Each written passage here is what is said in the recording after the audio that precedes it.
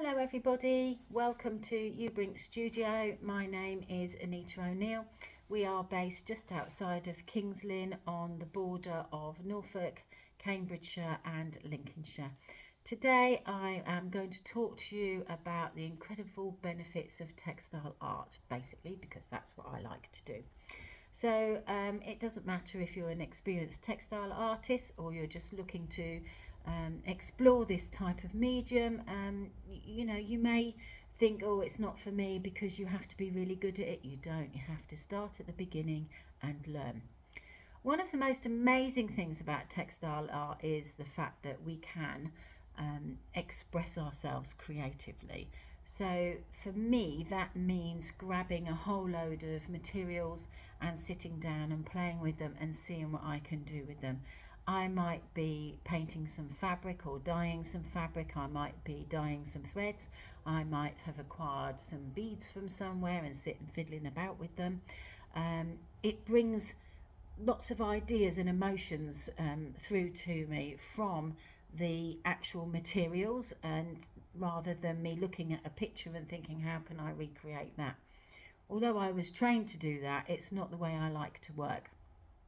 I like to be able to feel my way around the materials and see what develops.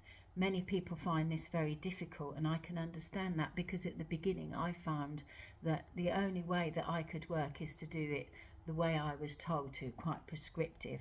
So when I was doing my City and Guilds at the very first year, I just did as I was told. And for those of you that are watching and know me, you know that that would have been very difficult for me to do as I was told. But when I moved to another college, because I moved house, I moved county, went to a different college, and the tutor there gave me permission, I felt, to use different colours, to change things. She used to say to me, now rip that up and redo it, reorganise it, screw it up, throw it over there, do this, do that, and see where it takes you. And from working with her for over the years and other courses that I have been on now, I say that to people. So if you came to an experimental Wednesday here, I would give you some materials and show you what I've done with them. But then I would say to you, now see what you can do with that, see where it takes you. And if somebody says to me, oh, Anita, what would happen if I did this? And I would say to them, I don't know, find out. I might know, but I'm not going to tell them because they need to find out for themselves.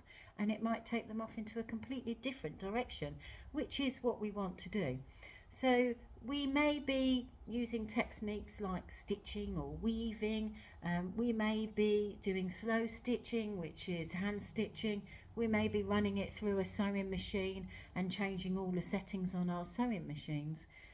Free motion embroidery is one of the things that I really love to do. So I drop the feed dogs on the sewing machine, I might put some metallic threads through there, and then away you go and just see where it takes you. It's like drawing with a sewing machine. So you imagine that the needle of the sewing machine is a pencil or a pen, which is a bit bizarre because I don't actually like drawing, but in a sewing machine I do. So it's a way of self-expression. It's a way of us looking at what we as an individual like to do and how that comes out. So sometimes your personality may come out in it. Sometimes it's how you're feeling. So if you're feeling a little down that day, then the work might not be as bright and as colourful as it normally is. It's all down to communicating in a way that you may not be able to explain. I find that when I'm stressed, if I'm sewing, it helps me to relax. So working with textiles is incredibly calming, I think. It's therapeutic. I get lost in the zone. I come into my studio, which is a calm atmosphere. I'll put some music on sometimes. I might listen to a podcast, or I may listen to a talking book while I'm sewing, whilst I'm creating. Sometimes the repetitive motion helps you focus on things, it helps you to calm down, and it brings you a sense of peace, which I quite like. I do like to meditate, but I wouldn't have said that this is a meditative, is that a word? Meditative thing? But some people may think it is. It is very mindful though. It does help you focus on things. It helps you focus fully on the present of what you're doing, immersing ourselves into this creative process. We become more focused of it. We become more aware of our surroundings and what we're doing, and it might be just our immediate surroundings, not the whole surroundings of the whole studio. We may turn the phone off so that you're not going to be disturbed. People won't be coming and asking you for things like, Mum, where's this, or where does that belong, or the dogs need to go for a walk, because you're in your space doing your thing, and you are concentrating on that one thing. And you're very mindful of what it is that you're doing and where it's taking you to. Sometimes it's a very good thing, and sometimes not so good, because when the family want feeding and you're not even thinking about them, or if somebody thinks that you'd like to pop in for a coffee or something, but you're busy doing what you're doing, it can sometimes impact on life. But swings and roundabouts, really, isn't there? So focusing on what you're doing makes you really churn out some really good work as well. So with that in mind, and then we start completing our projects, you get this an incredible sense of achievement when you finish something. So if you've been working on something and you've been stitching it by hand for months and months and months, sometimes years, and you get it finished and it's hanging up, and that sense of achievement is wonderful. And it's even nicer when somebody comes along and they really love that piece of work that you've done. They really enjoy looking at it. They can see a lot of hard work's gone into it.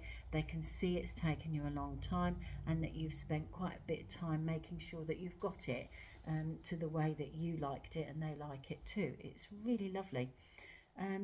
It gives you that sense of accomplishment, but also it shows how dedicated you are to that particular craft. So it's quite rewarding.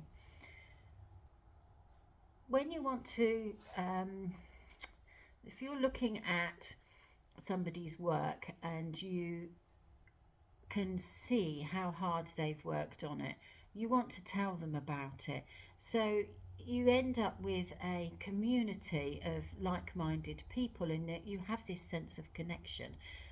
It's like textile artists like to talk about other people's work, and have you been to this exhibition, have you been on this workshop, have you seen this online, would you be able to do this, would you be able to do something along these lines. They bring their work into the studio and they show me what they've been working on, and you just think, wow, that is just amazing.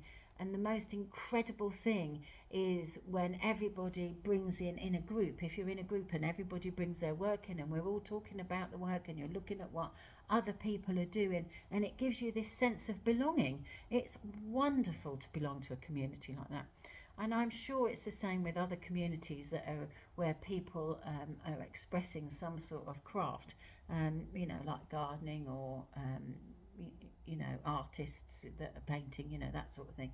It is wonderful. One of the other things is that as you're engaging within your groups, you're learning. So it gives you get personal growth. You're continuously learning, lifelong learning. I think it's wonderful. There's new ways of exploring things. People drop ideas into your mind. You'll be looking at a piece of work and you're thinking, that's really good. If I was making that, I would do this, do that, that. And you may go off and try it. If I was using those materials, I would like to have a go at trying them this way. And you would come up with a completely different piece of art, a completely different piece of work. I've been in workshops where I have taught people a specific process, and you can give them a kit where it's more or less the same through this workshop, and every single person's piece will be different because they've done it in a different way, which is fabulous. And this is the way that we stay inspired, we stay motivated, ever evolving all of the time, which gives us this sense of inclusion within our groups as well. So learning from other people. And there you have it, really, the incredible benefits of textile art.